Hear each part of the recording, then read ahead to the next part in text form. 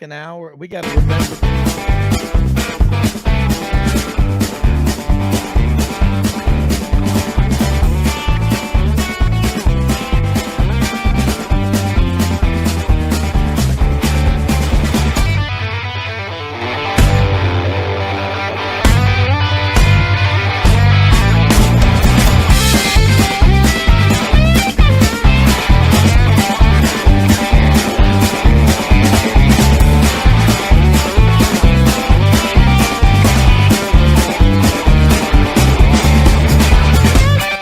Sidelines with Rob Brown.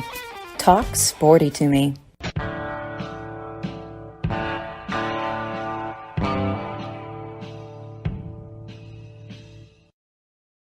All right, Rob Brown here with you. Next 2 hours, we'll be talking college football, and Audrey, college football. I'm wearing the bull shirt today, man. No bull shirt. It's the bull shirt from Hewlett and Dunn Boot and Clothing Company on the historic square in Collierville, Tennessee.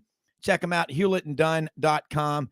If you like that TV show Yellowstone, they got everything in that store from Yellowstone, Filson, Duckheads, Old South, man, you name it, they've got it. STS, they got unbelievable women's boots and clothing. Wow, Beth Dutton would shop there. So would Clint Eastwood and John Wayne. Hey, we're broadcasting live from Red River Ford Toyota in Wynne, Arkansas. Check them out on the website, redriverfordtoyota.com. They're open Monday through Saturday, 9 a.m. to 6 p.m. Great selection of Toyotas and Fords, plus over 700 used cars and trucks and SUVs on the lot. We're going to talk with you the next 2 hours, college football, starting off batting in the leadoff position, a 5'11 sophomore at 193 pounds with 4.4 speed in the 40, Matt Dean. Jimmy Hodge up in Chicago. Second segment, Yancey Porter from Oxford, Mississippi, gives us perspective on what's going on with Ole Miss. Top of the second hour, Jordan Hill checks in from over in Athens, 24/7 Sports on Georgia, and we'll head down to the Swamp. Franz Beard, the man, the myth, the legend, the Iron Duke, will give his thoughts, his final pithy thought, which he does every day. The Gators, the SEC, and college football. Matt, Jimmy and I and everybody in the free world are waiting to hear what you have to say about this past weekend of college football. And Jimmy is up for the next commissioner's job in the Sun Belt because he has been singing their praises for years. And I'm like, how can you argue? I mean, what they did this past weekend, I think it's great for college football because what we need is college football to be good all over the country. It makes America, hey, cheap gas, strong economy, and great college football. What's not to like? How about Appalachian State, guys? I've been to Cal Field probably 7 or 8 times to watch a football game there. It is not an easy place to play. I think the total play count was 82-38. I mean, I know it was a field goal game, but they really took care of business against a team that for 4 years has had top 5 to 10 classes. Last year, number 1. I mean, yeah, you can make excuses, but there's none. App State went in there and whooped them. That's bottom line. Yeah, Matt, this is, and there's so many different opinions on it, but I look at Texas A&M's roster, 56 4- and 5-star players on there. App State had 1. Right. Now, they had 8 or 9 guys in the transfer portal, pretty good players, but still, I think they just came in there hungry and they wanted it. And this won't be their last big win of the year, but Georgia Southern goes on the road and beats Nebraska. Georgia State 35-28 with North Carolina. Marshall goes and beats Notre Dame, and I don't know how good Notre Dame is, but they're still Notre Dame in South Bend. This is why we love college football, isn't it? Yeah, it's one of the best weeks I can remember, Rob, in terms of the Marshall game, you're looking at the score. I wasn't watching the game. I'll be honest with you. I didn't think it would be a game. And then late in the fourth quarter, they just finished that job. And then, for me, if you're A&M, you knew what App State did the week before against North Carolina. I mean, it was, 63-61, a fantastic game, had a chance to win the football game. It's almost inexcusable to know your opponent is coming in for you and just lay an egg. And that's what they did. But getting back to Marshall, I don't care who the quarterback is at Notre Dame. It's one of the most incredible venues to play college football at in America, and very difficult. And what a huge win for Marshall in their league. I mean, bottom line. Yeah, it is. And didn't I'm trying to think. Was Greg Sankey was former commissioner of the Gulf South Conference? So look where he is now. Yeah. These next round of superstars, the rock stars, guys, they're out there in these kind of conferences. 14 teams in the Sun Belt. I am not in favor of having just two big super conferences and forget everybody else. I don't want to see that. I don't want to do it. It's almost like we have antitrust laws. We have laws against collusion. That would just be collusion of college football. I'm SEC all the way, but I'm going to tell you something. We're finding out when you're starting to having to play a little tougher competition in the regular season, not the bowl games in January. There's good football played all over. Jimmy Hodge, jump into this melee, this discussion of college football, which we love here on Kicks 96.3 and all over 680 and our Sidelines.live website, YouTube, Facebook, Twitter, Instagram, LinkedIn, everywhere. We're talking college football. Jimmy Hodge and Matt Dean. Well, Matt, I'm going to defer to you and your neck of the woods in regard to Iowa State finally getting off the schneid and beating Iowa in Iowa City. And again, if you've been having trouble sleeping, all you had to do was watch Iowa on offense, and not like Iowa State was much better. But I'm telling you what on earth is going on with Iowa in Iowa City? I mean, those guys, I don't know if they could score against a high school team. I mean, they're in bad shape offensively. Well, as one of those fellow Iowans that had a hard time sleeping Saturday night after that performance, I'll tell you a couple things. Here's what's really my friends. I've had a lot of friends that played for the University of Iowa football back in the 80s and 90s, and they're struggling right now because they feel like they have a championship level defense, and they do. They have great special teams. They blocked 2 punts on Saturday. In 2 games, their defense has allowed 13 points, yet they're 1-1. Iowa State, give them a lot of credit. But what they did is they loaded the box. They forced Iowa to throw the ball to beat them. They couldn't do it. Spencer Petras, third-year quarterback, struggled last year against Kentucky in the bowl game when Kentucky beat the Hawks. Right now, there's a big-time quarterback controversy going on, and I don't know if it's going to get fixed. I think another point that is out there is Kirk Ferentz's son, Brian Ferentz, is the offensive coordinator. He's an old lineman by trade, and he's now coaching quarterbacks. And I'll give you this stat. Of all the QBRs of all college football all the FBS quarterbacks, Spencer Petras is 3.4, worst in college football. After 3.4. I mean, normally those are in the 50s and 60s, right, guys? I'm just telling you. Yeah. 3.4. So it's really tough right now. And as they go in the Big Ten schedule, everybody in Iowa land is looking for a change at the quarterback spot. But right now, they're going to keep going with the young man. But, Matt, the thing about it, what was so confounding about that game and the fact that you've talked about how stout the Iowa defense has been. I mean, they forced 2 safeties in that 7-3 thriller against South Dakota State last week. But Iowa State won the game on a 98-yard drive that took 12 minutes off the clock. And that was after Iowa fumbled the ball, at the 1-yard line? I mean, nothing seems to make sense, No. In a college football game. I mean, things that just nobody can imagine will happen actually happens. I mean, the way Iowa's defense had been playing, who could foresee them giving up a 98, 99-yard touchdown drive?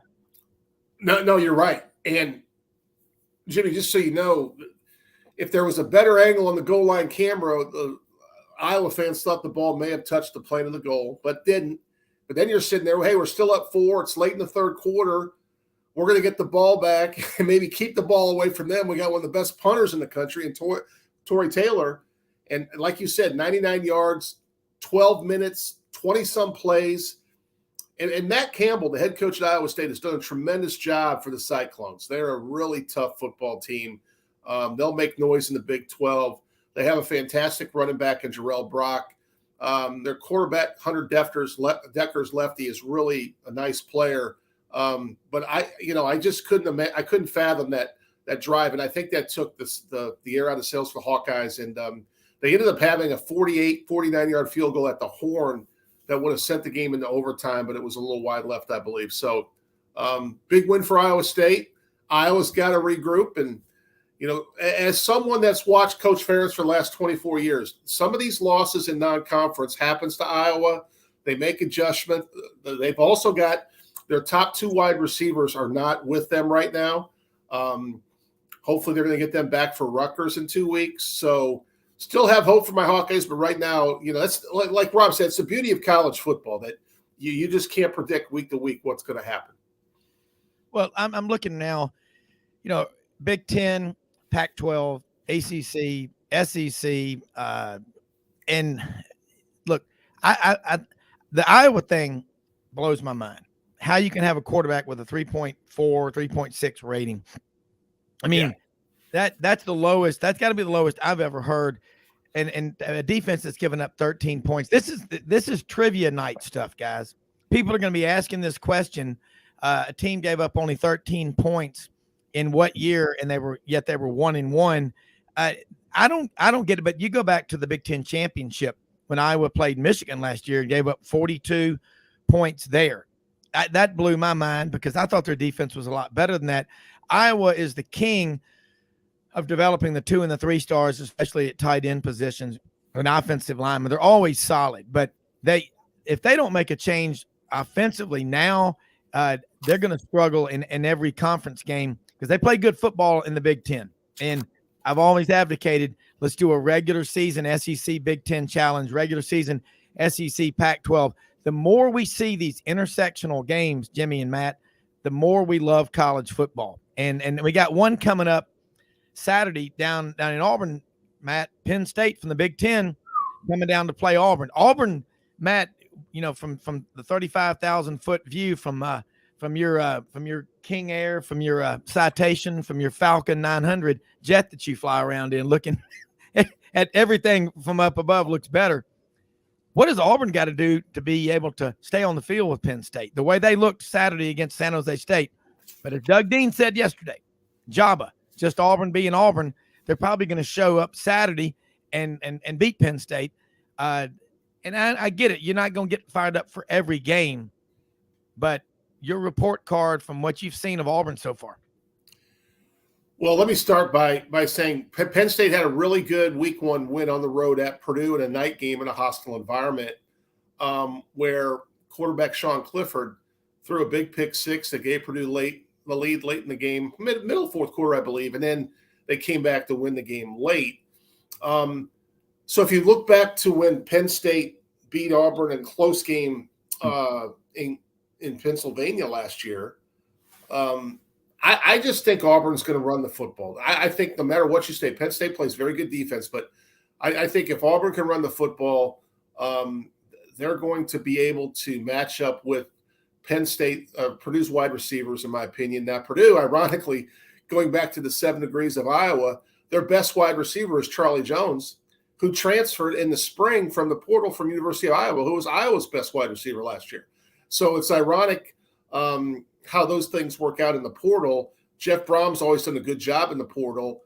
I think, I'm just telling you, I think Auburn wins, but I think it's a one possession game, and I think Bigsby's the difference. I just love the way he can get it going. In the second half of the San Jose State game, they started to run the football more, and it kind of led to some good things. And I still think defense. I think it's going to be a low scoring game.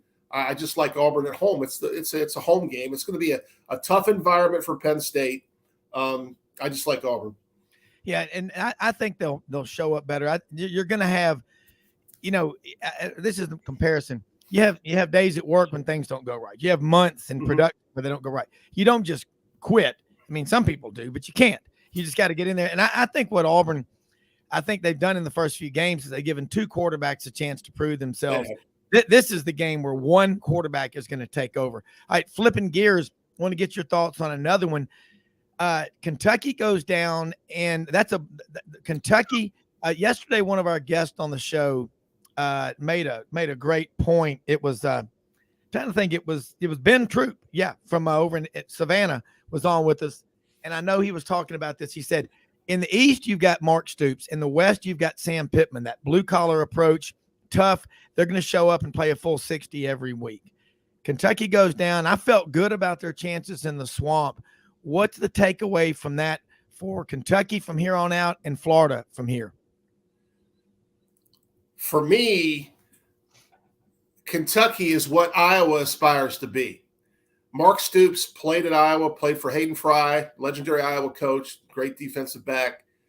Defense travels. I think after watching Georgia live 2 weeks ago, Georgia's still elite, number one team in the country in my mind. But right now, Kentucky and Tennessee are close second. I just think Kentucky, when they're not clicking offensively, they make enough plays defensively to win the football game. And if I'm a Florida fan, I'm still very encouraged because, you come out of a 2-game stretch where some people had you 0-2, and you get the split. I know both games were at home, but I just think Florida's on the upswing. This is not going to be their year to win the SEC East, but I like what Billy Napier, the confidence he's instilled in Richardson. But then you look at the Kentucky game and the big pick, the interceptions really swung the game. So Florida's got to play better in terms of complementary football and not give the opponent extra possessions. Kentucky, if they don't turn it over, I'm going to tell you what, guys, Will Levis, he's fun to watch. He's physical. He's tough. He'll go out and run for first downs. He can make plays in the red zone.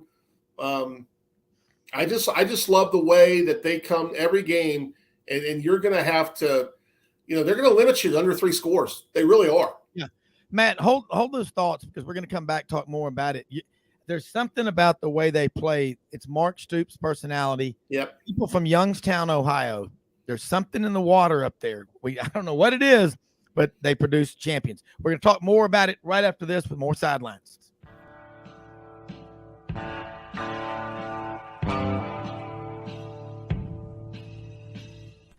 Red River Ford and Toyota, located in Wynne, Arkansas. If you're in the market for a new or used car, truck, or SUV, call, go online, or drop by and see them. Located 45 minutes from Memphis, go off the 4-city exit on I-40 and go north about 15 minutes on Highway 1. Easy to work with and still believe in customer service. If you live out of town, they will deliver your vehicle to you. RedRiverFordToyota.com. Just see what they can do. Strengthen your seed zone this spring with quality tillage equipment from House Industries. Located in Cherry Valley, Arkansas, House Industries specializes in manufacturing superior equipment that will minimize your downtime and keep you working in the field. To ensure the highest quality control, all design, fabrication, and testing takes place in a 99,000 square foot manufacturing facility located right here in the heart of the Delta. Locate your nearest House equipment dealer online at houseindustriesinc.com. House Industries, breaking ground. Sidelines with Rob Brown. Talk sporty to me.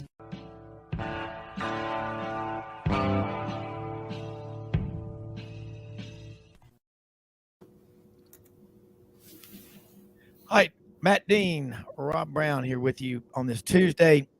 Sidelines talking serious college football. And Matt, going into the break, you were talking about Kentucky and Florida. What was interesting? The week Utah, most people think, has a pretty good defensive line. I think Jimmy would agree and you would agree. Florida's quarterback, Anthony Richardson, 11 carries, 109 yards. As a team, 39 carries against Utah for Florida on the ground, 283 yards rushing, 7.3 yard per carry average. Saturday, Kentucky holds Anthony Richardson to 4 yards. Now, the defenses in the SEC, Kentucky's got a good one. There are some that are better, like Georgia. I'm just wondering, either one of y'all want to take a stab at this one. I like Billy Napier a lot, and I think that he's building a foundation. He's going to be successful at Florida, no doubt. And again, like Buddy Martin always says, don't fall in love on the first date. after that first win, he was excited. Everybody is if you're a Gator. But there's a long way to go.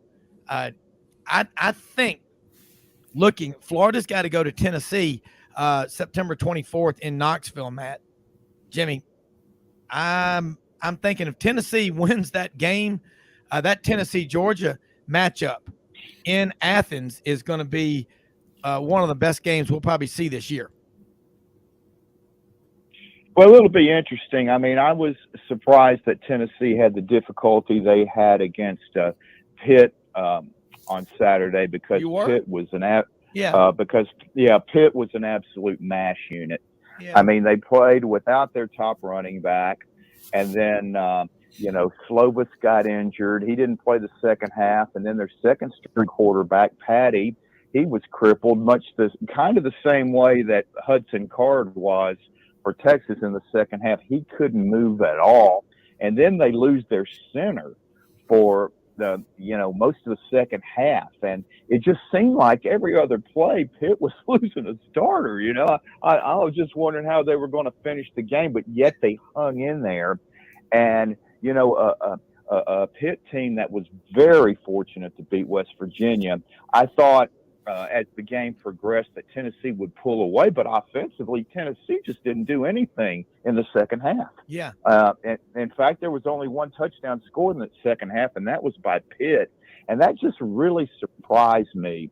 But that just goes to tell you that this past weekend, and of course, it's going to happen every weekend, but you just don't know what's going to happen. Common sense doesn't prevail in trying to analyze what's happened, with which players are missing, because in college football, it's going to happen. You're going to have players injured every week, so you can't predict what guys are going to be available and for how long they're going to be out and so forth. And you don't know about players that may come through unexpectedly for you. But that was really surprising to me. I thought Tennessee would really pull away, but the fact that offensively, with their firepower, they just couldn't do much in the second half really surprised me, although they made a couple of big plays in overtime to win it. Yeah.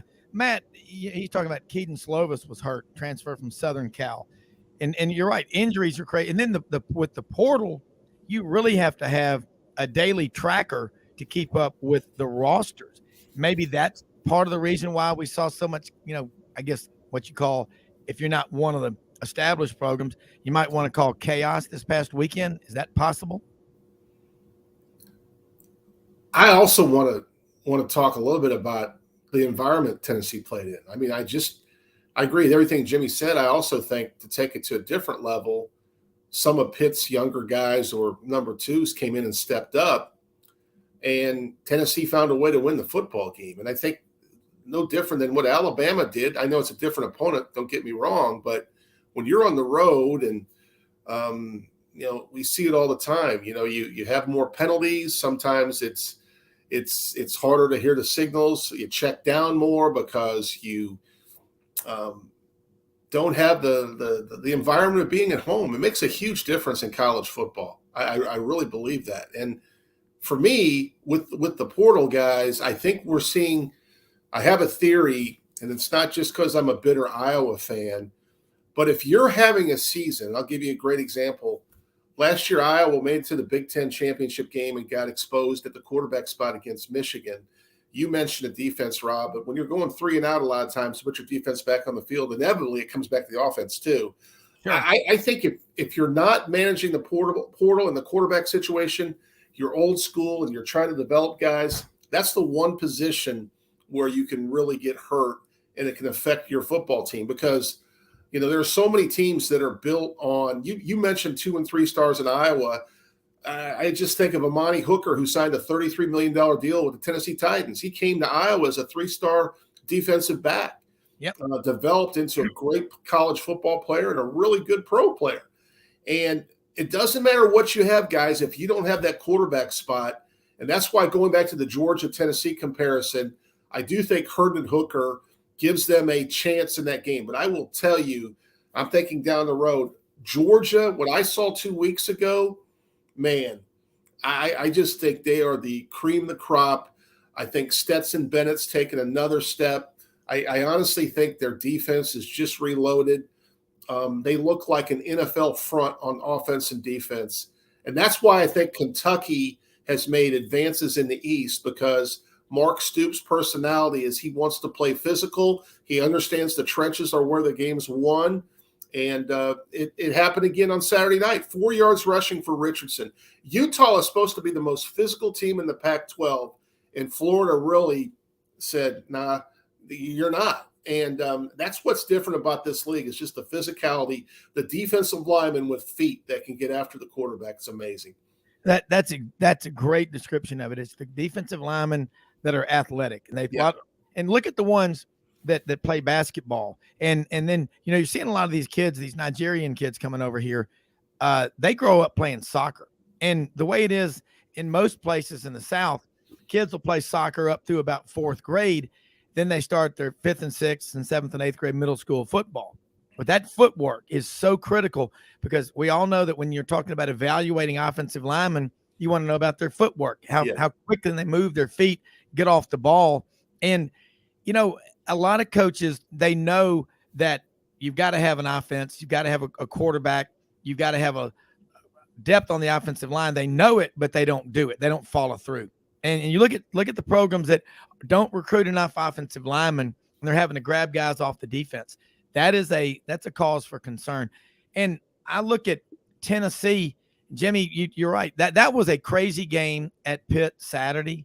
And what I couldn't believe was the reaction on Pat Narduzzi's face when the Tennessee receiver was pushed out of bounds and then came back in and made the catch for the touchdown, or at the 1 yard line or 1 foot line. That rule goes back to the 1974 Iron Bowl. Philip Gargis, Auburn quarterback from Colbert County High School, Leeton, Alabama, dropped back, hit a 47-yard touchdown pass to Auburn receiver Thomas Gossam, a walk-on from John Carroll High School in Birmingham. He was pushed out of bounds by the Alabama defensive back, came back in, made the touchdown, and scored. And Gary Sanders and Gusty Yearout were going, well, the hats are on the ground. What happened? That was a touchdown. They called it back. Well, Shug Jordan, Auburn's coach, raised so much of a fuss in the offseason, they changed the rule to where if you're pushed out of bounds and you come back in on your own, that's legal. But if you step out of bounds, you're toast. That kind of shocked me.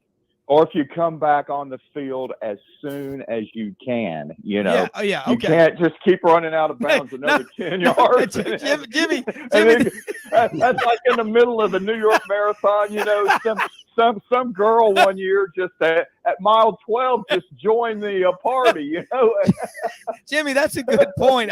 Let me clarify.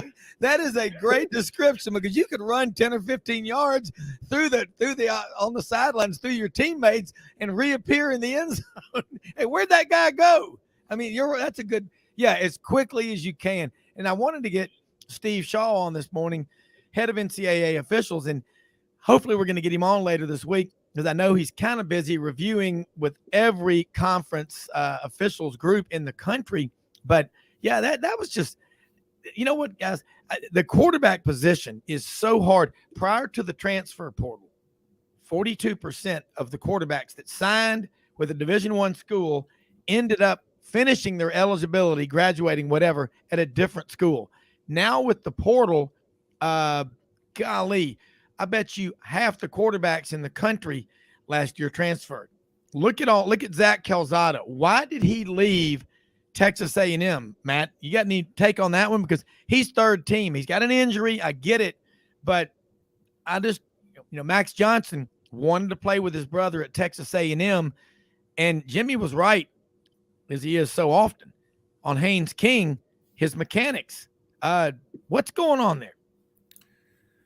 Well, I don't know why Zach ultimately left, though you could have said maybe the writing's on the wall, because obviously Haynes was named the starter and they were bringing in Connor Wegman, who's one of the best quarterback recruits in the country. Yeah. And I don't know, Rob, because I wasn't around spring ball at Auburn, but is Zach still is Zach healthy even right now? And I'm not saying he would have beat those two young men out, but I mean, I think I'm not sure he's still to the point where he's healthy. He does have a tremendous arm, but I mean, I think it goes back to your point. Here's the larger point.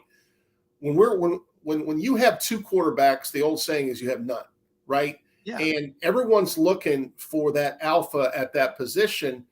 And if I come in with you and we're both recruited and I get the starting job my sophomore year, there's a good chance that you're going to leave because you want to find a program to get some film out there that you can play at the next level. I just think that's the one position you've got to have as much exposure as possible. And even some guys will go to lesser leagues because we've seen it in the pros. Someone comes out of a lesser league and makes a living playing quarterback or even holding a clipboard. But in the A&M situation right now, I thought preseason they had one of the best quarterback rooms in the country with Haynes, with Max, and with Connor. And right now, if you look at that game last week, there it looked like Max was coming in the game. It'll be curious to see who Jimbo goes with this week. It wouldn't surprise me if Mac Johnson's out there. Yeah, something's got to give. And look at Bryce Young at Alabama, the reigning, defending Heisman Trophy winner. What he did in the fourth quarter was nothing short of spectacular because he did it last year in the Auburn game at their own 97 yards away. He makes throws. People do not give Bryce Young enough credit for his athleticism. And I don't care if he's 5'11 or 6'2. He's probably 5'11. So what? Stetson Bennett. All we hear about is he's not that tall. Don't project to don't be projecting to what they're going to do on the pro level. Think about what they're doing in college. And Stetson Bennett, the guy just finds excuses to win. Bryce Young finds excuses to win and ways to win that other mere mortals cannot find. And look, Yancey Porter is on the line with us right now. Matt Dean, Jimmy Hodge, and now Yancey Porter somewhere in North Mississippi, Oxford, Lafayette County. He could be down in the Delta. He could be in the hill country. He could be on the coast. Where are you, Yancey? I'm here in Oxford, Mississippi. How about you, my friend? Good. We're over here in Wynne just talking some college football and talking about the quarterback position. Matt Dean made a great point just now is how hard it is. And you look at that quarterback room over at Texas A&M saying Jimbo's looking for that alpha to come in there. And right now you're going, who is that alpha? Is it going to be Max Johnson? It doesn't look like it's Haynes King and Connor Wegman. Look at the mess at Auburn. And now let's switch gears, talk about Ole Miss. Lane Kiffin starts Jackson Dart, another Southern. Honk if you transferred from Southern Cal and you're a quarterback, please. But Jackson Dart comes over from Southern Cal. He gets the start in the first game for Ole Miss this year and against Troy. And then this past weekend against Central Arkansas, 59-3, Luke Altmaier gets the start. What do you have? 107 yards passing, nothing spectacular, but Ole Miss just dominated the game. Who's going to be their man? We're not going to know everything, this coming weekend because, Ole Miss is still, they're going to be playing at Georgia Tech. Somebody's got to emerge because Georgia Tech's not going to lay down. Yeah, well, to answer your question first, Luke is hurt. I think he'll be out a couple weeks. I think Lane's being coy. Yeah. With the some gamesmanship with Georgia Tech. He was at practice, but how much was he actually throwing the ball is nobody's. Nobody really knows, but I doubt he was throwing it that much. His shoulder was hurt pretty good when he came down on it after that third touchdown. They started the game 6 for 7 for close to 100 yards and 3 touchdowns, two passing touchdowns, 2 rushing touchdowns and a passing touchdown. But he came down on the shoulder there on the last rushing touchdown there, and then he went 0 for 6 and then took himself out. You could tell when it came down that it was not good. The last pass he had was an interception. He barely had anything on the ball. I doubt he'll be playing for the next couple weeks. And then Dart came in there, and he played his best ball so far. I think that's the 7th scrimmage / game I've seen him play in since he's been at Ole Miss, and he really, it was by far his best outing. He saw the ball a lot better. The defense read the defense better. Wasn't staring down receivers quite as bad as he has in the past. just look more comfortable out there. I think Dart deserves to start regardless of Luke. But I do think when Luke gets healthy, it's still really close. And if Dart's not playing well, you could see him back out there some more. But I don't think you'll see Luke out on the field for the next couple of weeks. All right, Yancey, we interrupt this program to bring you this special bulletin. This was just sent to me by one of our listeners, Wesley Duncan down in Fort Lauderdale, who's out on the beach enjoying the morning. The Yaknapatawafa Arts Council presents The White Animals. September 30th, 2022 starts at 8 p.m. at the Powerhouse, 413 South 14th Street in Oxford, Mississippi, with a post-show party with Walrus. What's going on with that? I love the animals. Yeah, that started circulating last week. A lot of my friends, obviously that's old geezers. I'm 50 years old now. A lot of people starting to get tickets for that. Oh, that's gonna be, let's just say, huge. By the way, Kevin Plank, I didn't realize he's good friends with Dessler, who owns the library. Dessler. Yeah. Holy cow! What a small world. Anyway, Jimmy, Matt, we're gonna do this. Everybody hold on. We're gonna take a quick break. Sidelines, be right back with Yancey Porter talking about the quarterback situation at Ole Miss, the Rebels as they get ready for Georgia Tech in Atlanta, home of the varsity, the Grease Burgers, the Gut Bombs. After this.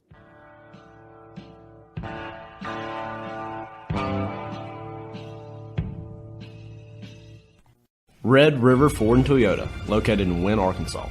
If you're in the market for a new or used car, truck, or SUV, call, go online, or drop by and see them. Located 45 minutes from Memphis, go off the 4-city exit on I-40 and go north about 15 minutes on Highway 1. Easy to work with and still believe in customer service. If you live out of town, they will deliver your vehicle to you. RedRiverFordToyota.com.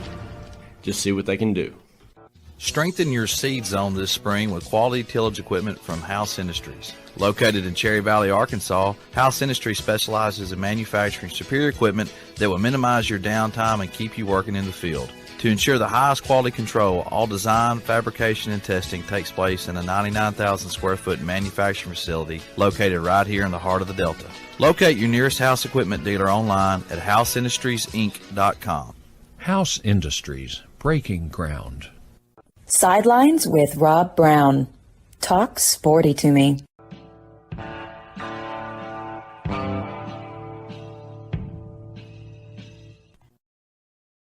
All right, then. I was kind of wanting to talk some college football with old Yancey.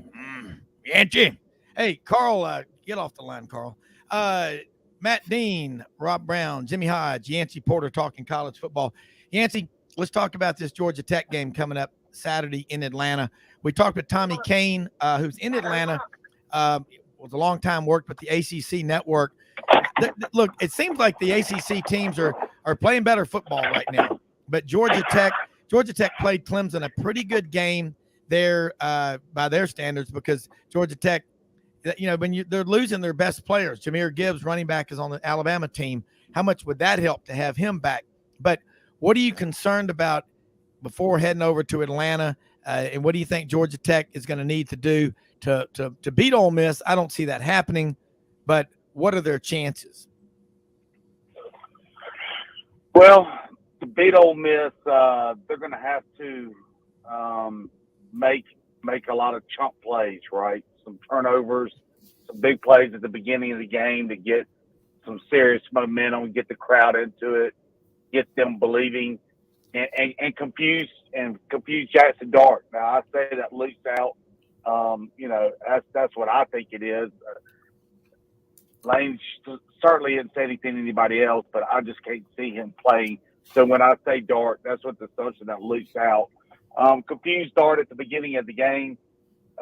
Get him where he's not comfortable. And we've seen him that way now. There's no question about it. Up until last week, Dart's looked confused more than he has not. So that's going to be the key for Georgia Tech. Can they mix in their coverages? Can they dial up, be very multiple on defense and confuse Dart? I think that's the key of the game. And then offensively for Georgia Tech, they got a dynamic quarterback and a running back. I know that they lost their star running back to Alabama, but the second guy behind it is mighty good as well. So they got a couple playmakers on offense.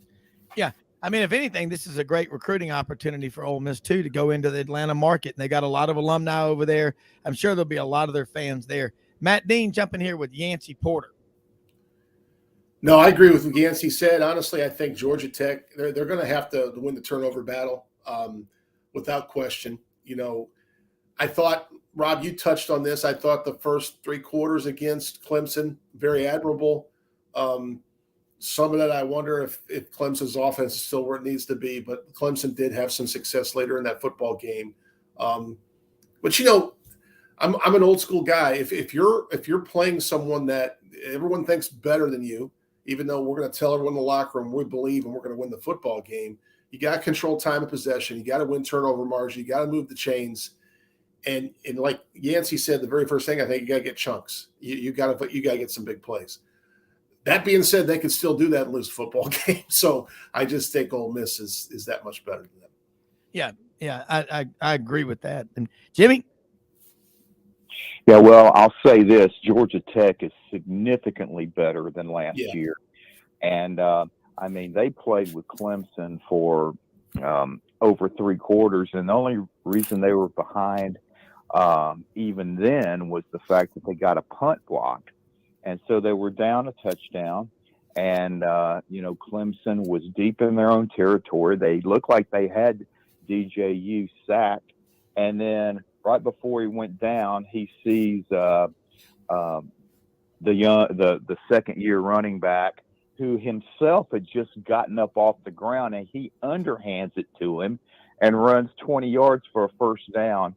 And that just took the air out of Georgia Tech. They drove down for a touchdown to put them up 2 scores, and then they just pulled away. The final score was nowhere even remotely close to how competitive the game was. So, yeah, you're going to have to be ready to play Georgia Tech, but they got to have a big game out of Sims, their quarterback. And, yeah, their running game has been surprisingly good with the transfer of Gibbs, but you got to be focused, and I know Ole Miss is going to, because this is going to be their first Power 5 opponent, and they're going to really be ready. And I wanted Yancey to talk about the Ole Miss defense, because I know the opposition hasn't been at the Power 5 level, but up to this point, they've been dominant. Yeah, they've given up, I believe, 2 touchdowns, and one of them was a touchdown where the offense started on the 8-yard line when there was a snap exchange problem. So, they've basically given up 1 TD. But look, Troy was somewhat, they were, they gave them a little bit, but Central Arkansas is a glorified scrimmage. I don't know why you even schedule those games, honestly. I don't know what you can get out of it. Ole Miss's defense is about what we thought. They got a really good defensive line and a really good secondary. What's been the surprise so far out of all, to me, it's just been the linebacker play. That was the big question mark going into the season. And they could be playing the best out of all the units on the field, and nobody expected that. So it's going to be interesting. Again, Georgia Tech, their quarterback, he is very capable of making big plays. He can really scramble and wiggle, and he's got a lot of escapability in him. But Ole Miss does a really good job of keeping the ball in front of them. So they're going to have to earn it. I have a feeling, and that doesn't bode well, I don't believe, for Georgia Tech. The defensive line for Ole Miss, players, you talked about having a bunch of guys, 14. If you got that many guys on the defensive front, that's huge. And you're right, they've really given up 1 touchdown drive this year in 2 games. And it doesn't matter who you're playing. I think that shows those guys have a high level of concentration, are focused, and defense, and getting a shutout. That's a big deal. That's like hitting your bonus level at work. Yeah, speaking of, I need to hit mine today. We'll let you know.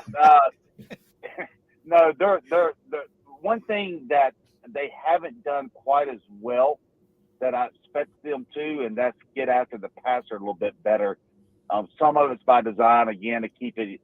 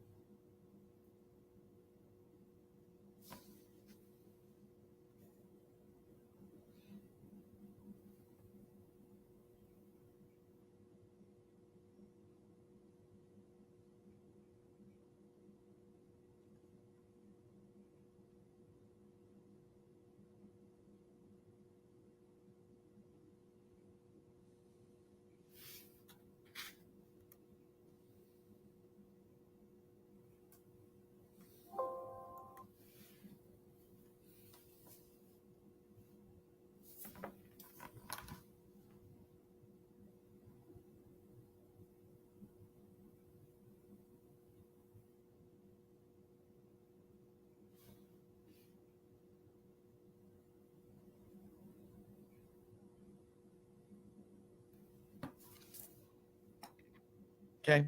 Jimmy?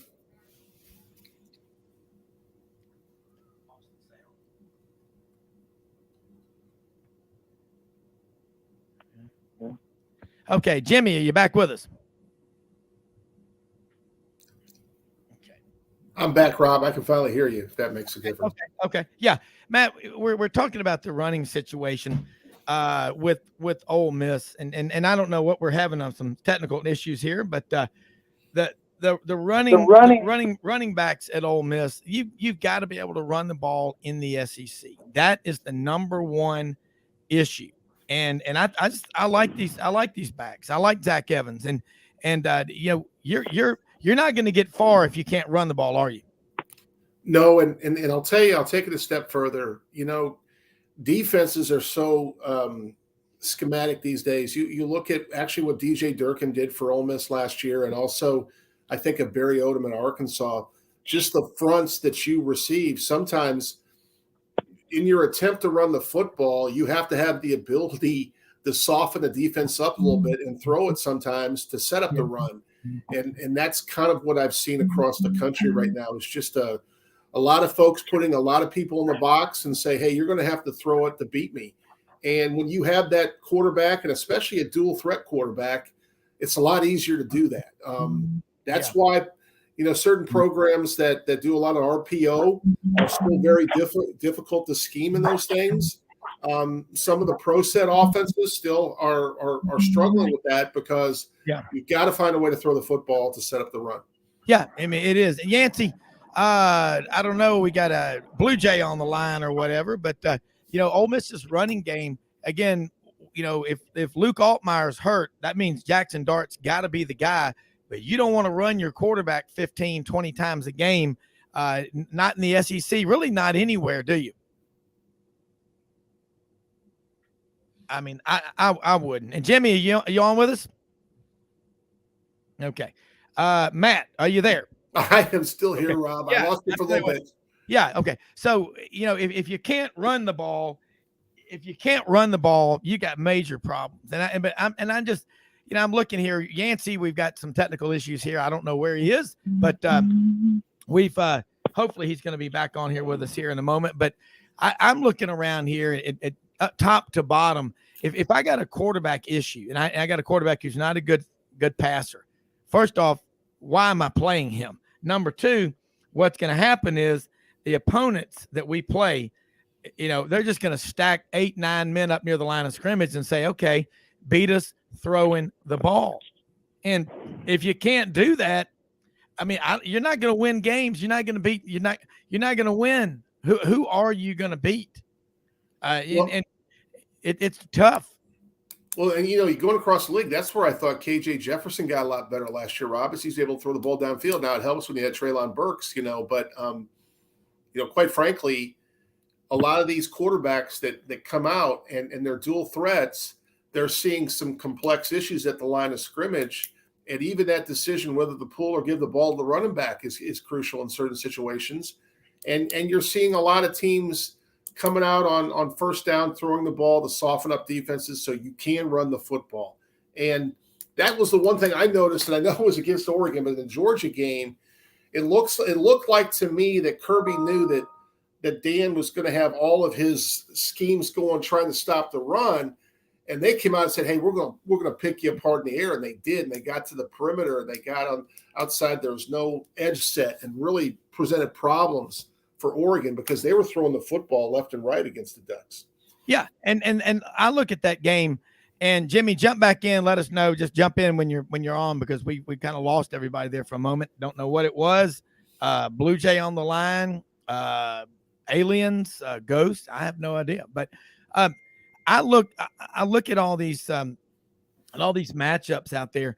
The team, if you go in there and you look on the board before the game, most of the times you'll see we need to run the ball for a minimum 160 yards.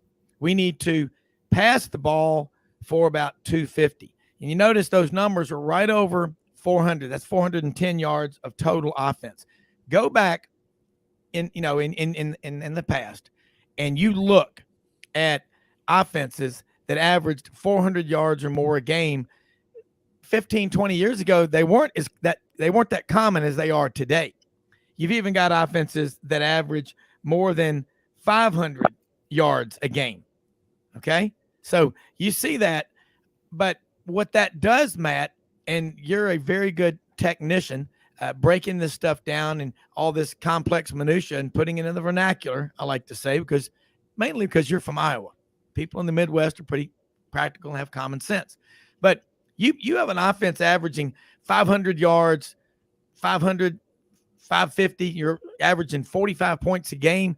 You're putting tremendous pressure on your defense. And if you don't have depth on your front seven, Matt, those guys are going to be gassed in the fourth quarter, and you're going to blow leads. Yeah, and that's why you hear coaches talk so much, Rob, about complementary football. They would prefer a model where maybe they were closer to 400, yards a game, and they control the time of possession narrative. And by doing so, you're resting your defense, because let's also be honest, when you're putting that many points up on the board, one of two things happens. It's tremendous scheme, or the better talent on your football team's on the offensive side of the ball. And therefore, when the defense gets back on the field, you're more susceptible to giving up points. So I see both sides of the argument, but you got to be able to run the football, move the chains to keep your defense rested, even if you're putting up a lot of points. Yeah, and you go back and look at LSU's 2019 national championship run. They gave up more points, their defense did, probably fourth or fifth most in LSU history. Yet That team, along with the 95 Nebraska team that beat Florida for the BCS National Championship 62-24, are regarded as two of the greatest teams in the history of college football. We're going to take a quick commercial break. We're going to be right back with more Sidelines. After this, more college football with Rob Brown, Matt Dean. Jordan Hill joins us here in just a second.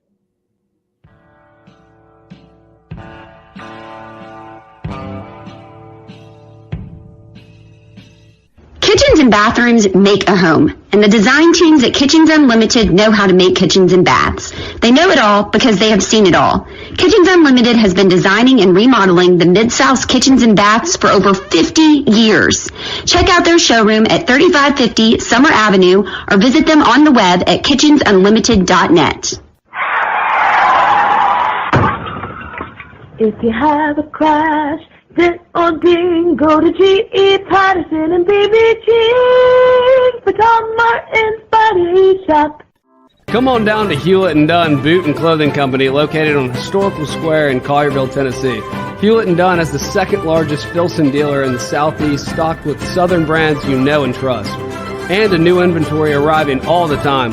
Do yourself or someone you know and love a favor and visit this store. Open Monday through Saturday, 10 a.m. to 5 p.m. Red River Ford and Toyota, located in Wynne, Arkansas. If you're in the market for a new or used car, truck, or SUV, call, go online, or drop by and see them. Located 45 minutes from Memphis, go off the Forest City exit on I-40 and go north about 15 minutes on Highway 1. Easy to work with and still believe in customer service. If you live out of town, they will deliver your vehicle to you. RedRiverFordToyota.com. Just see what they can do. As an agricultural producer, no matter where you farm, minimum tillage is a primary concern each and every season. At House Industries in Cherry Valley, Arkansas, we manufacture equipment to help you maximize efficiency when planting and watering a crop. Pieces like the pulverizer, bedder roller, 3-bar do-all, and bed conditioner assist you in optimizing seedbed preparation and ultimately your bottom line. Visit HouseIndustriesInc.com to locate the dealer nearest you. House Industries, breaking ground. Sidelines with Rob Brown. Talk sporty to me.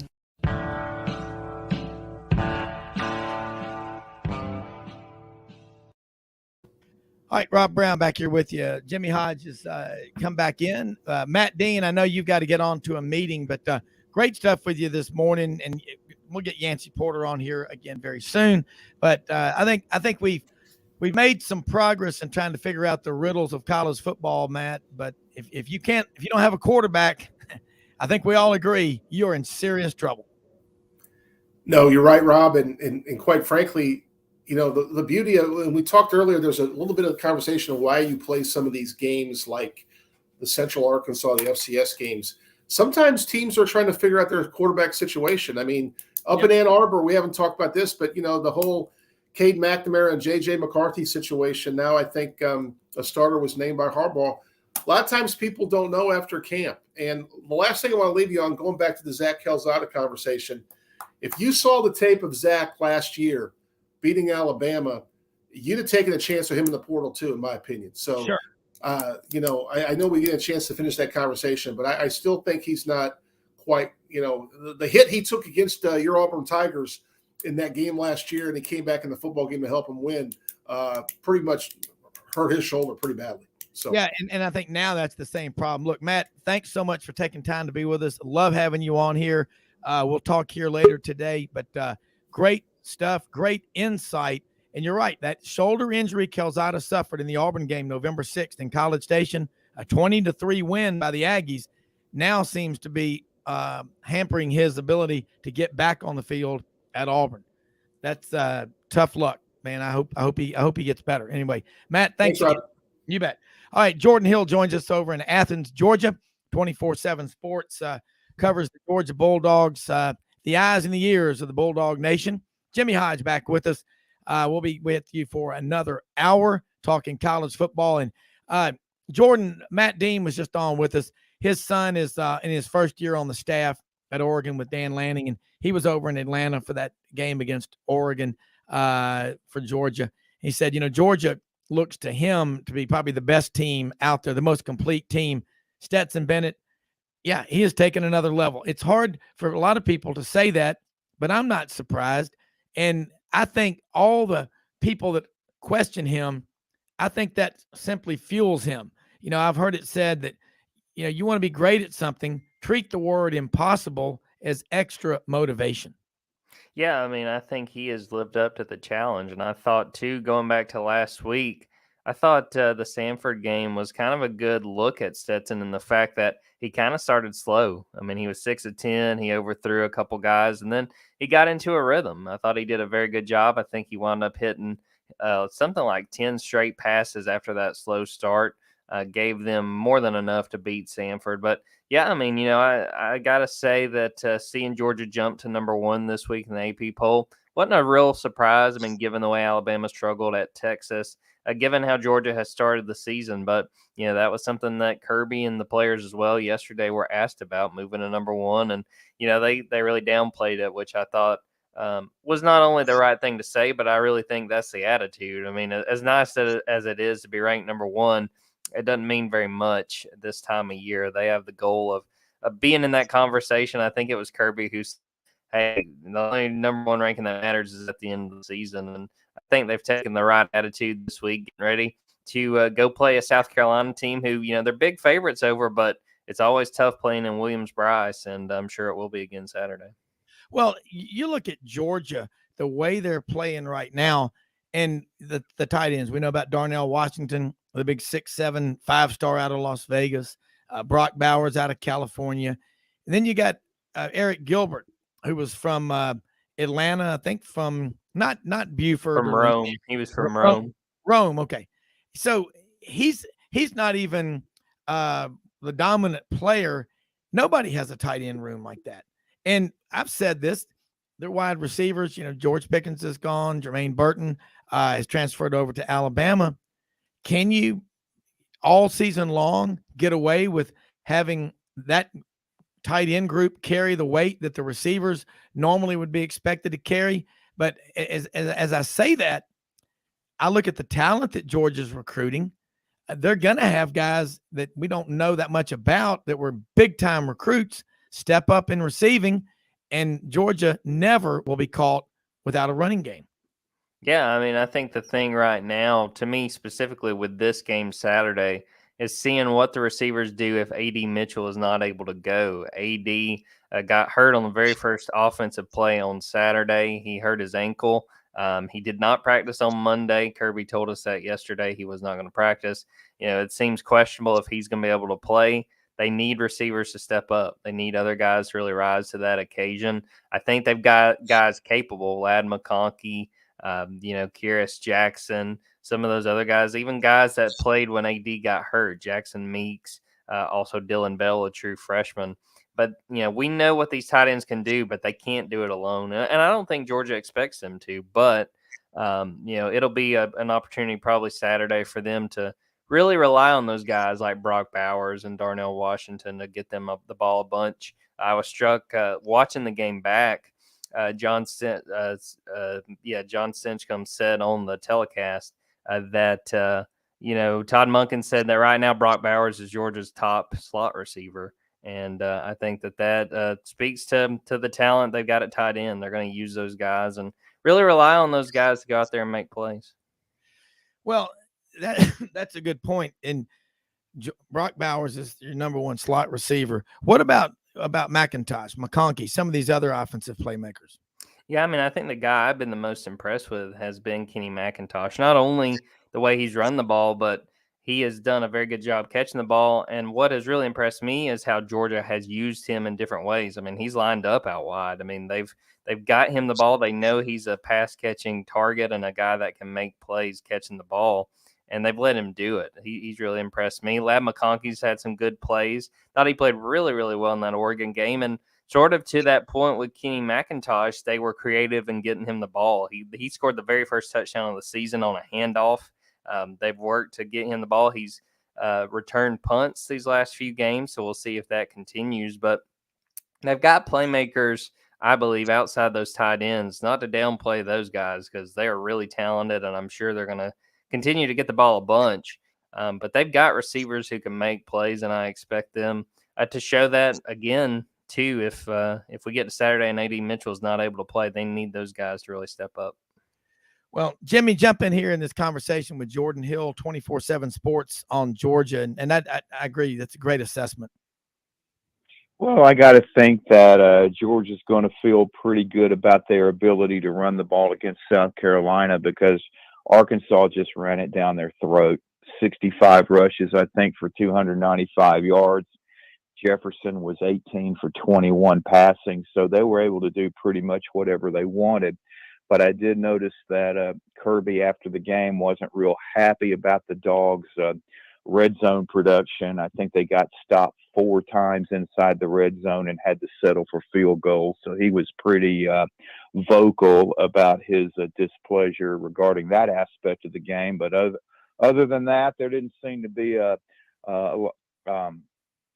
anything else that seemed to be of much concern. And it was also good, I'm sure, from his standpoint to see that Beck and Vandegrift were able to get some snaps at quarterback. And it seems like, they're just in pretty good shape as far as just being in a position to get ready for Saturday in Columbia.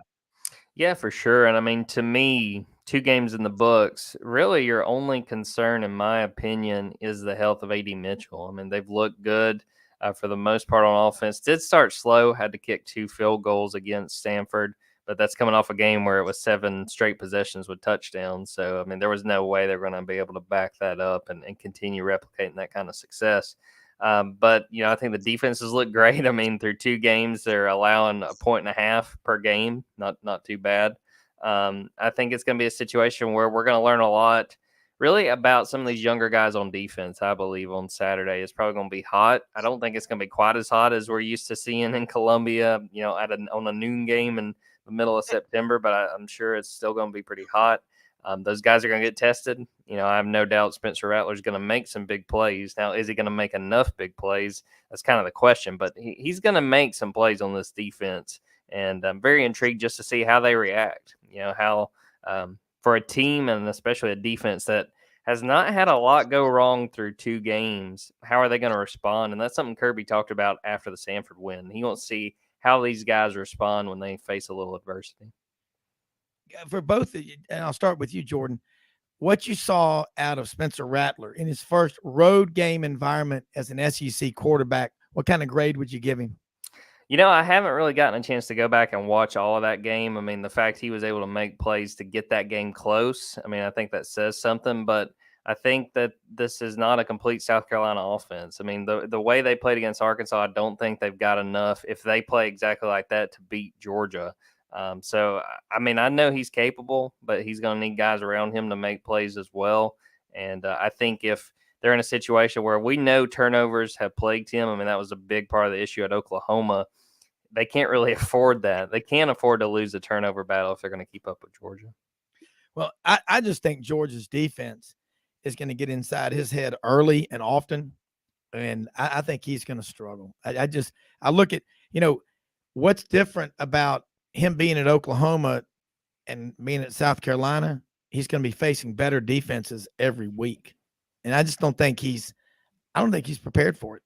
Yeah, I mean, and 2, again, credit to Shane Beamer, and I think they've done a good job recruiting, but I still think the talent level of what Spencer had around him at Oklahoma compared to what he's got at South Carolina, I mean, I think Oklahoma, especially on offense, he probably has more playmakers, and South Carolina has done a good job of bringing in transfers, trying to get guys in there, but still, I'm not sure it's quite what he was used to when he was out in Oklahoma.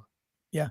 Who do you see now? And this is a question for, I'm going to throw it to Jimmy and then to you. Jimmy first, we'll make it quick.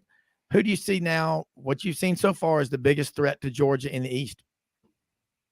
I would say through 2 games, Kentucky.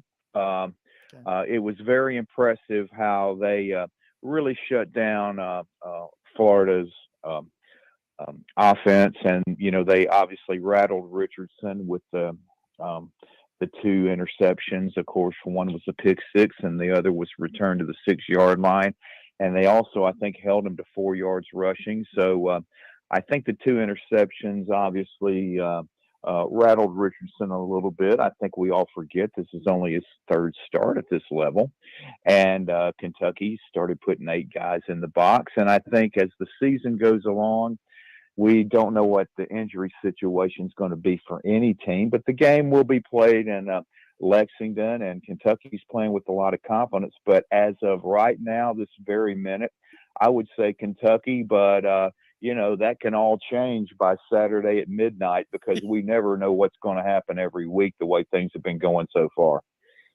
Going off of that, I think Kentucky's really good. I still really like Tennessee, and I think Tennessee can get Georgia in a vulnerable position if it turns into a shootout. I mean, we saw the way Tennessee scored against what I think is a really good Pitt team.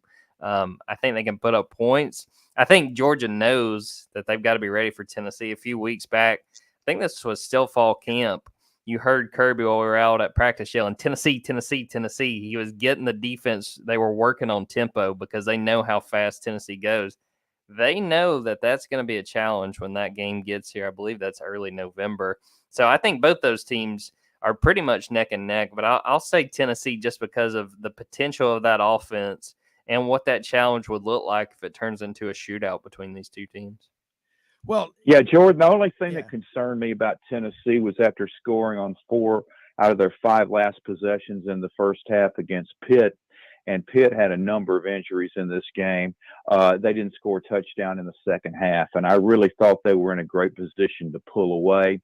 And, and of course, Hooker made a couple of big plays in overtime. But as we stand right now and what we saw from Kentucky on Saturday, that was why I went with them. But again, it can always change week to week, and you got to think by November, Tennessee's offense is certainly going to be in full throttle, and they're going to be a handful to deal with. And Tennessee defensively, I was surprised, especially on big plays, that they weren't able to stop Pitt in some crucial situations, despite the fact that Pitt was playing with their second string quarterback without their center and their top running back, and even the second string quarterback was injured. So that concerned me. But again, by the time November rolls around, we all know things can be totally different for everybody. Jordan, along that line, November 19th, Tennessee and Kentucky. Georgia plays Kentucky November 19th. Yeah, so and then Tennessee will play Kentucky October 29th in Neyland. So you know what's happening? The East is grabbing a lot of attention right now, more so than the West.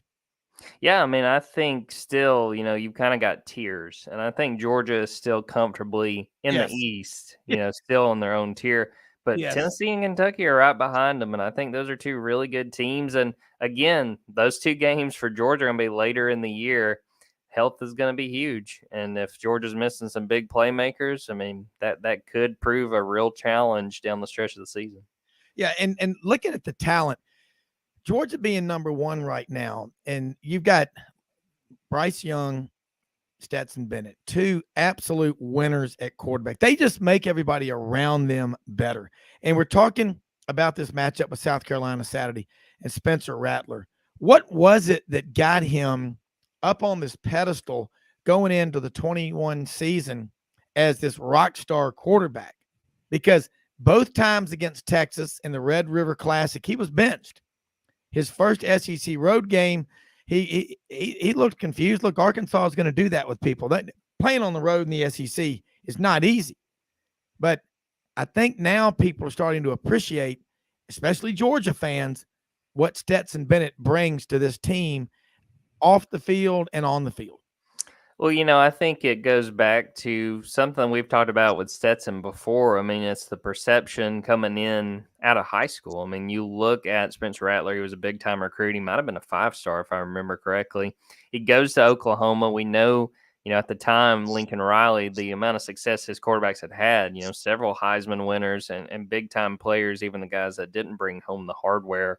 So you expected that kind of big-time play from him, and you just saw him as the next guy, the guy that'd be able to step in and run that offense. And then you look at Stetson, who, again, was not a rated recruit, was not a guy that went to all the camps and showed off and had a chance to show everybody. So, I mean, to me, it boils down to perception and the way we Jordan, Jordan, hold those thoughts. We're going to take a quick break because I love that term. He looked like the next. We're going to talk about it after this quick break.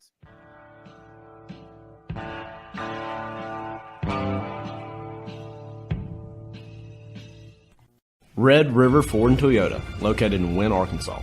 If you're in the market for a new or used car, truck, or SUV, call, go online, or drop by and see them. Located 45 minutes from Memphis, go off the 4-city exit on I-40 and go north about 15 minutes on Highway 1. Easy to work with and still believe in customer service.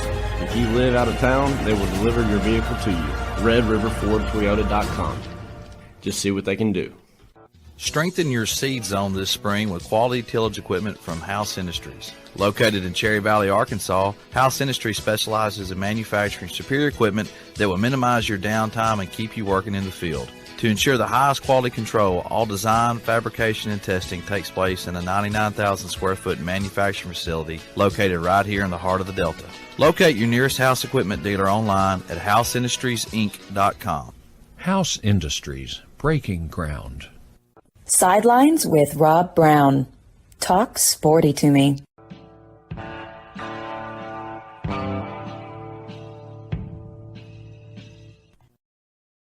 Okay, Rob Brown back here with you.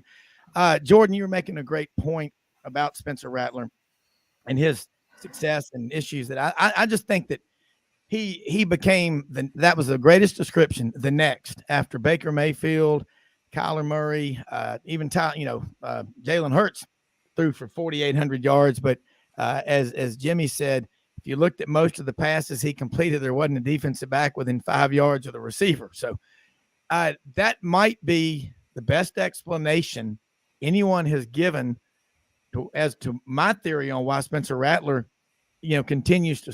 I'm not saying he struggles, but I think he's going to be struggling for survival Saturday. I look for Georgia to absolutely dominate South Carolina Saturday. I'm looking for 38-3, maybe 38-10. Yeah, we'll see. I mean, again, I'm convinced that he'll make some plays. I just don't think it'll be enough. But I mean, going back to the point we were talking about, Rob, before we went to break, a lot of when it comes to college football, and I mean, this is sports in general, a lot of it is perception. And people were very high on Spencer Rattler, and he did make plays. I don't want to make it sound like he was just an abject failure while he was at Oklahoma. I mean, I think the biggest thing was he just turned the ball over way too much. Yeah. But he's a guy that I understand Shane Beamer and those guys at South Carolina looking at him in the portal and saying there's potential. He can become a guy that can lead us and he can become a guy that can make those plays. But I'm still not convinced he's there yet. And the tough part of that when it comes for South Carolina, you don't really ease into the schedule very much. I mean, they started with Georgia State, and I think that game was close for about a half, and then South Carolina kind of put the throttle down. And then next week, you got to go to Fayetteville and play Arkansas. So there's not much of a learning curve for him, and he may be in for kind of a long afternoon on Saturday. Yeah. Well, they actually cut it to a touchdown late into the third quarter. And I've been as big a critic of Spencer Rattler as anybody, but I thought he was fine. He was like 25 for 39, 375 yards, and despite getting sacked 6 times, for 51 yards. And yeah, he did make some questionable decisions on a couple of throws, which again, is kind of part of it and what he's been through. And you go to a place like Oklahoma, where you had back-to-back seasons in which your quarterback won the Heisman Trophy, and then the third year you had another quarterback that goes to New York as one of the 5 top vote getters. So there was a lot of pressure, I'm sure, and he just didn't handle it very well. And I think it is a learning process for him. But on Saturday, though, he really did make some nice throws.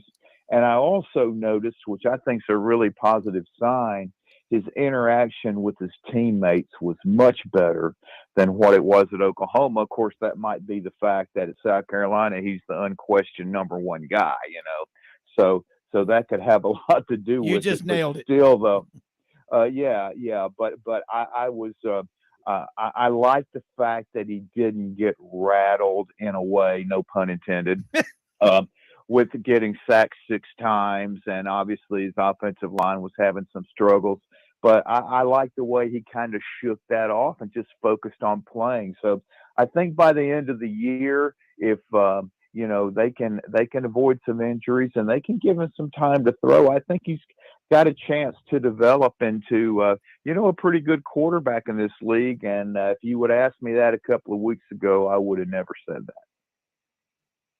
Yeah, I mean, I think that he's dangerous. And again, that's sort of my thought going into Saturday, especially as good as this Georgia defense has played. Still got a lot of young guys. And this will be, for a lot of those guys, their first start on the road. And we know what the atmosphere is going to be like. We're going to hear sandstorm and the crowd's going to be loud. I'm going to see, what he's able to do. And really more than that, for me, what I'm interested in is how that Georgia defense responds when he makes a big play, when he scrambles to keep a play alive and move the chains. It's going to be a really good learning experience for this Georgia defense against a quarterback that, again, as I've said, I think he's really talented, and I think he's got a chance to make some plays along the way. Well, it's that 11 o'clock or 12 o'clock Eastern. That always favors the road team. And when you got a team as talented as Georgia, that's even more of a problem. But I think Jimmy is right. I don't think I believe in him. I think as the season goes on, Spencer Rattler will be a better player, but it's that body language part. I got to get that out of my head, just his behavior on the sidelines in the biggest of the big games for Oklahoma. And that part right there is an issue. But more stuff on Hey, Rob, I want to jump in real quick. I didn't think that 11 o'clock start in 100-degree heat index helped Alabama on Saturday. Well, no, I don't think it helped, corn dog sales either. I don't think people even probably ate in that heat. But I did get a text, Jordan and Jimmy, last night from a good friend of mine, John Vogel. His brother played for Texas with Earl Campbell, and he said that he talked to a lot of his friends because he grew up in Dallas that were at that game. They said that was the loudest crowd in Darrell K. Royal Memorial Stadium that they could ever remember. And again, it was a big deal for Texas. It was a big deal for Bama, but that's what's going to happen. Texas coming into the league, man. And John said all these Texas people now, there's a new level of energy, sort of a sense of urgency. But Jordan. Yeah, and Rob, that they had a thermometer on the field, and it was 120 degrees on the field. Oh, God. That's with the wind chill. And so, Jordan, that game, you're right. You go down to Columbia, wow. That's one of the most humid places in America. Jordan, we got a couple of minutes before we go, and we really appreciate you always taking time to be with us. Love having you on here covering Georgia. What about Georgia? Again, let's get a quick update on recruiting with what the Dogs are doing. I don't think they really recruit. They're like Alabama right now. They're choosing. Yeah, I mean, they're in good shape. I think last I've seen, they are 3rd ranked nationally. In good shape. I mean, I think the most interesting thing is going to be what happens at running back. They've struck out on a few guys, Richard Young and Justice Haynes was another guy they wanted, both going to Alabama. So the question is kind of what Georgia does at running back.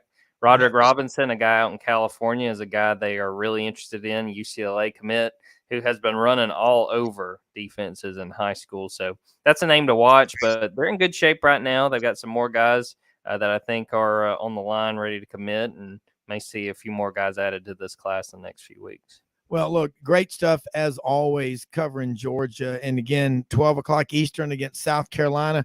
Look forward to having you back on next week to talk about how this one plays out. Long way to go. But again, I think the takeaway from this conversation with you and today is the East is starting to gain a lot of ground. And you got the tiers, Georgia, Tennessee, Kentucky, and then I'd say Florida, then South Carolina, and then in the triage unit, they're not going to make it, Vanderbilt and Missouri. That's just it's the same thing every year. But the East is just getting a lot stronger. Tell people, Jordan, how they can follow you and keep up with you and your Twitter handle. Yeah, on Twitter at Jordan Davis Hill, and then dogs247.com, also at dogs247 on Twitter. And I would plug tomorrow, I've got a big story, 20th anniversary of David Pollock's snatch and touchdown against South Carolina. So that anniversary is tomorrow. Had a chance to talk to David Pollock and a few other people for that story, and really excited for that one. And that's going to be out tomorrow. Looking forward to it. And look, do us a favor, give us a retweet. We put out your stuff. We really appreciate it. I'm going to tell you, folks, whether you're a Georgia fan, college football fan, Jordan Hill is digging and getting the stories, and you need to be following him. Have a great day, Jordan. Appreciate it, Rob. You bet. All right, Jimmy, I think two things that I heard you say, and I think you're dead right. Sorry about those technical difficulties, people. We found out what the problem was. My trusted producer, Audrey, I got so excited about something Yancey or Jimmy or both of y'all said, I pounded my fist on the table and knocked a bunch of wires loose and didn't realize it. So got to be careful about getting excited. Too much coffee. But anyway, Jimmy, the body language of Spencer Rattler and Franz Beard, GatorbaitMedia.com is going to be on with us in a minute. That body language of Spencer Rattler. And also, I think you're right about something. I do think 375 yards against anybody, especially on the road against Arkansas, who I think is the second best team in the SEC West. And they're going to have a chance to say they're the best when they play A&M, when they play Alabama and everybody else. I think he will be a really good quarterback later in the season as he adjusts to the people around him. Well, he's going to have to be, because if you can't get the running game going, there's no alternative, Yeah. So, but he did. I was just surprised by the fact that he just looked a lot more composed, and I think he realized that he doesn't have the talent level at South Carolina that he did at Oklahoma. So you can't take it for granted. You got to really be up to speed on your game tape study, and knowing what these defenses are going to be aligned in on certain downs and distances, and just, getting in the routine of just taking that into account, every time you walk up to the line of scrimmage. So, yeah, it was a really positive development.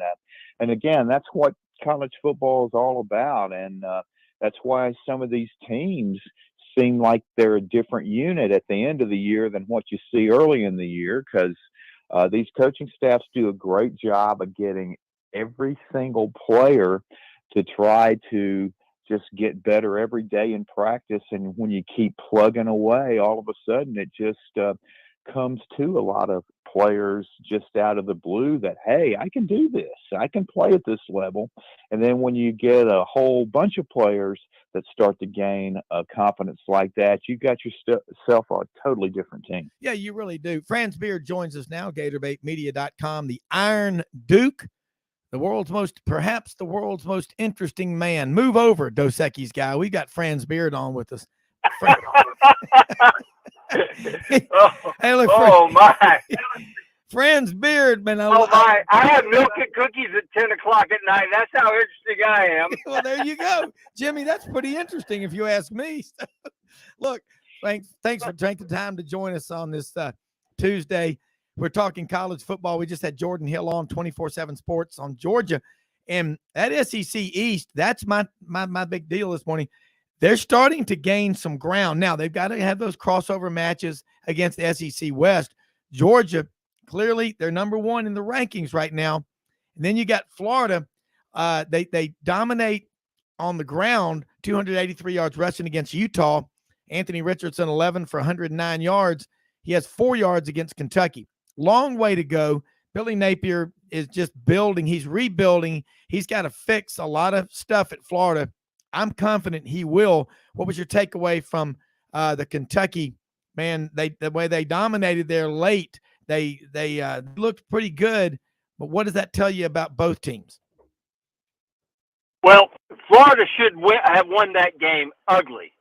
The Gators gave 23 points away. Any way you look at it, they gave 23 points away. First touchdown pass, the safety doesn't give Jalen Kimber over-the-top help than he should have. Yeah. He froze, so there's no over-the-top help there.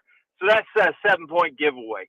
On the interception, the first one, The problem was Anthony had a lane big enough to drive a semi through, and he chose to throw the ball when he needed to get 3 yards for a first down. Decision process. The interception, well, even after that, they get a first and goal at the 2 because of a phantom quarterback roughing call.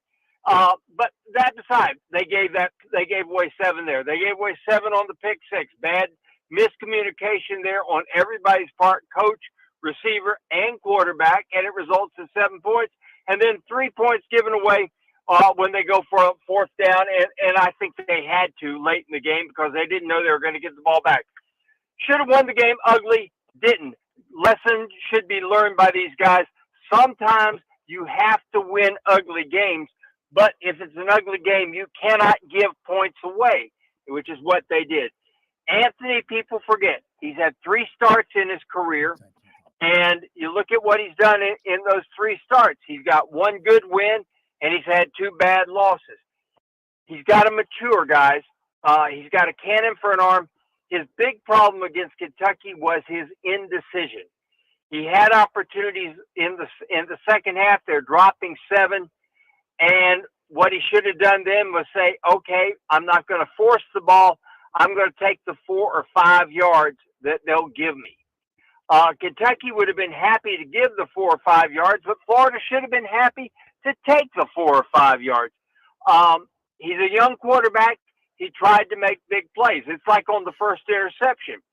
He's got Montrell Johnson over there, and if he throws the ball over the linebacker, Florida gains probably 28 or 30 yards.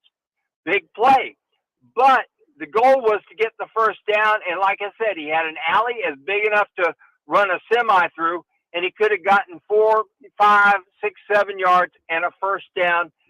The clock starts all over again. You got to reset it down. It's 1st and 10, then at the 34. Instead, your defense is on the field. So lessons learned by a young team that's going to have some growing pains, and this was a growing pains game. And don't get me wrong, this is taking nothing away from Kentucky. They are tough. They're resilient. They made plays when they had to make them. Florida made mistakes. They made plays. That's the difference in the ball game. I like Kentucky a lot, but I like Florida's potential long run better than I do Kentucky's. Well, one thing we know is there's a lot of issues with quarterback around the league. Now, Richardson, clearly the number 1 guy at Florida. Sounds like maybe some overcoaching, overthinking, combination of both of the above. Because when he knows I could get these yards, but he's standing in the pocket, he can help his team more with his legs. But you don't want to run your quarterback 15 or 20 times in a game because you don't want him to get hurt. And as big and strong as he is, 6'5", 240 pounds or whatever, can run like a deer. Those defensive linemen weigh 300 pounds and can run like bulls. And you get hit by those guys enough times, it's going to take its toll on you. Look, I'm looking here at Florida, Kentucky, Georgia, Tennessee. Those are they're good. Florida's going to win a lot of games this year. I think they'll win at least 7 or 8 at least. But you're right. Anthony Richardson, he doesn't have a lot of experience as a starting quarterback. We're going to go to a break here in a few seconds, but you look at Auburn's situation with TJ Finley, Robbie Ashford. They can't find somebody. Ole Miss still working on it. Looks like Luke Altmaier's hurt. Jackson Dart will get the start at Georgia Tech this weekend. Kentucky, they've got Will Levis. South Carolina's got Spencer Rattler. But the schools, if you're struggling at this point going into the game 3 at quarterback, that's a problem you better fix real quickly. It's sort of like not having fire insurance when your house catches on fire. You can't buy it. We'll talk more after this quick break on Sidelines.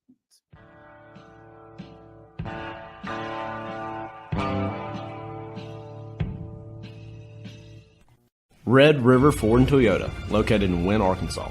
If you're in the market for a new or used car, truck, or SUV, call, go online, or drop by and see them. Located 45 minutes from Memphis, go off the 4-city exit on I-40 and go north about 15 minutes on Highway 1. Easy to work with and still believe in customer service. If you live out of town, they will deliver your vehicle to you. RedRiverFordToyota.com. Just see what they can do. Strengthen your seed zone this spring with quality tillage equipment from House Industries. Located in Cherry Valley, Arkansas, House Industries specializes in manufacturing superior equipment that will minimize your downtime and keep you working in the field. To ensure the highest quality control, all design, fabrication, and testing takes place in a 99,000 square foot manufacturing facility located right here in the heart of the Delta. Locate your nearest House equipment dealer online at houseindustriesinc.com. House Industries, breaking ground. Sidelines with Rob Brown. Talk sporty to me.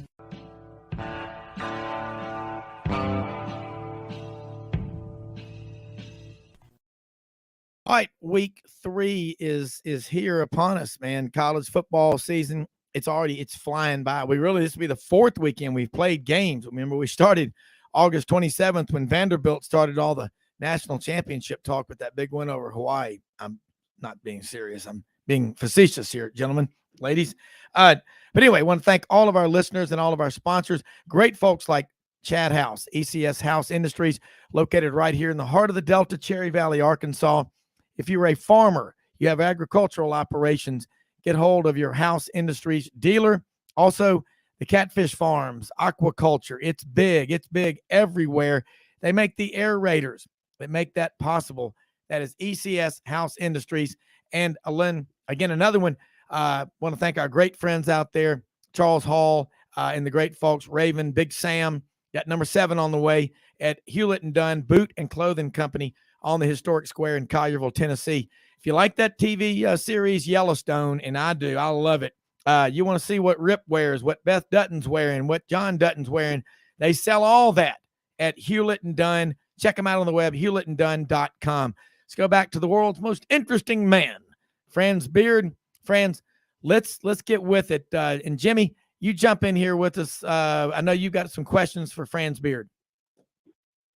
Well, what stuck out to me was it really came into focus that a lot of people just take for granted when you look at Richardson's just sheer athleticism and God-given ability. But this was just his 3rd start at the Division I level.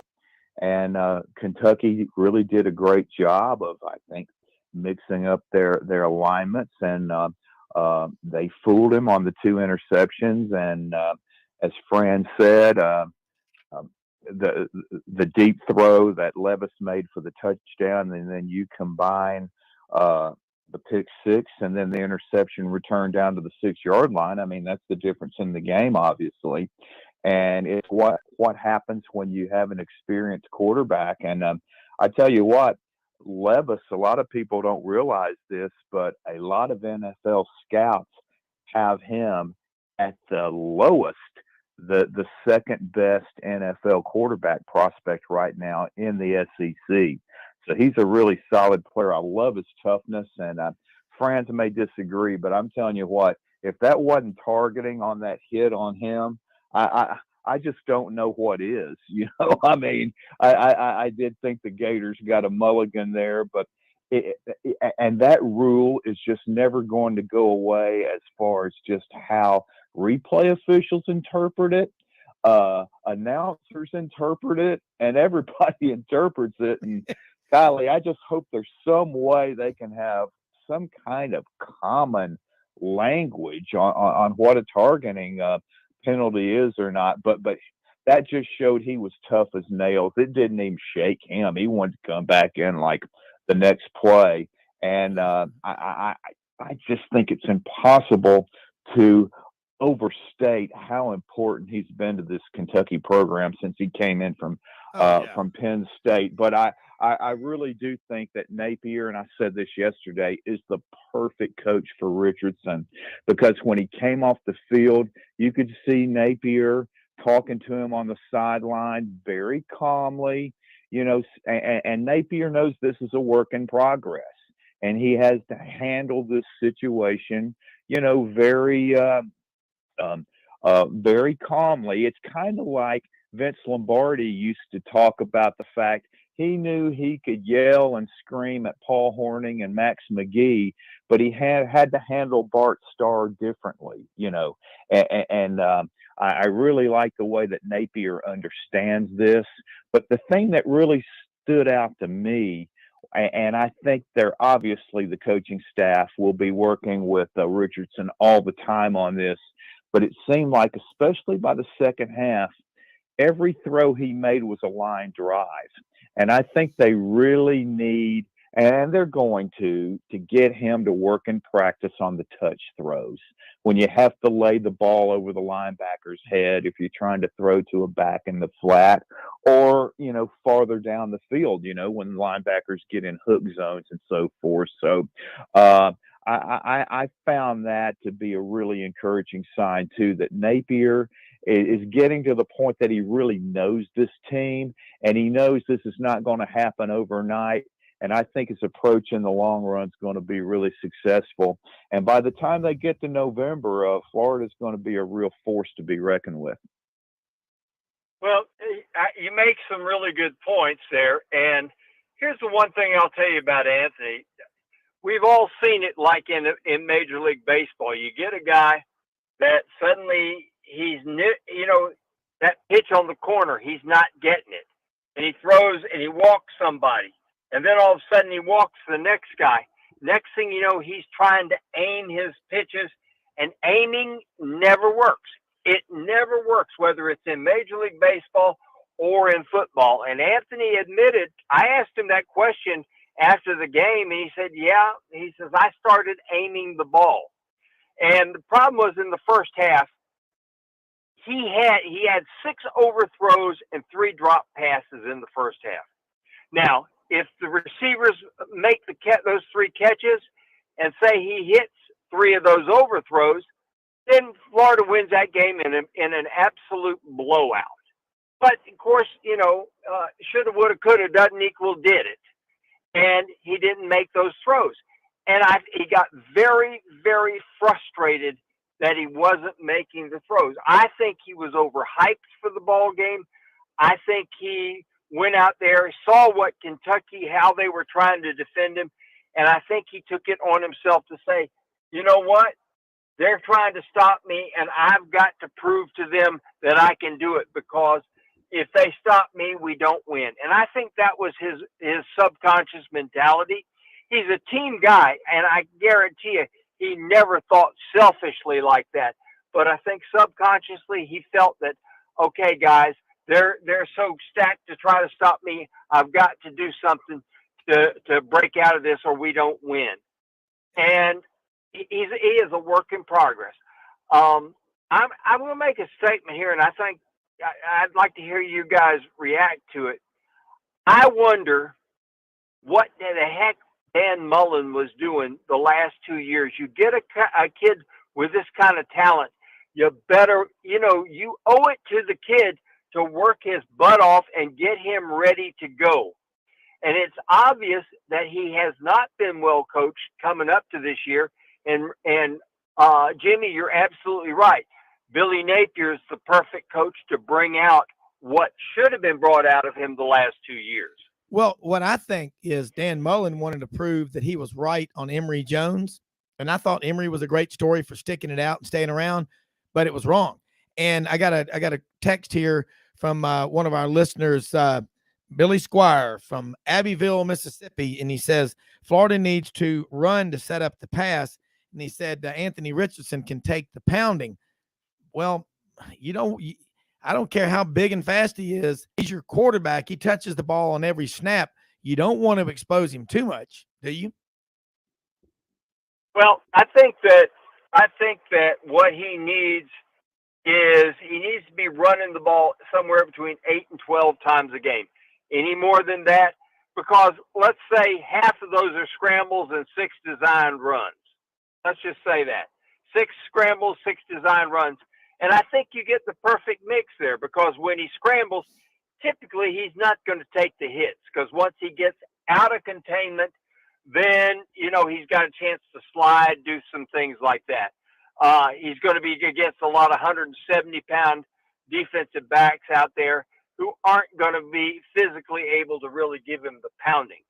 Now, when he's on these designed runs, yeah, you're going to get the hits, because there are some linebackers in this league that take Dylan Cruz out there at Arkansas. Holy cow.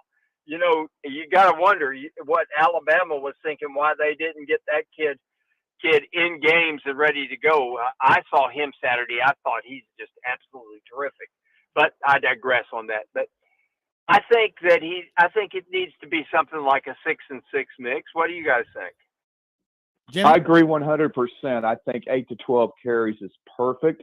It gives him enough involvement in the running game to make defensive coordinators have long nights during the week of preparation for the Florida game. But at the same time, it avoids the number of times that he can take shots. And I use as an example KJ Jefferson at Arkansas. Yeah. He's one of those guys that's not good at avoiding big hits. Now, Dudley Dawson, the Arkansas media guy that we talk with a lot, says the coaches have told him that, but he just doesn't listen, and whatever the reason is, it's not good because it's going to catch up with him. Where on the other hand, Bryce Young, who has a very slight build, he's maybe 6 feet 190, he is great at avoiding big hits.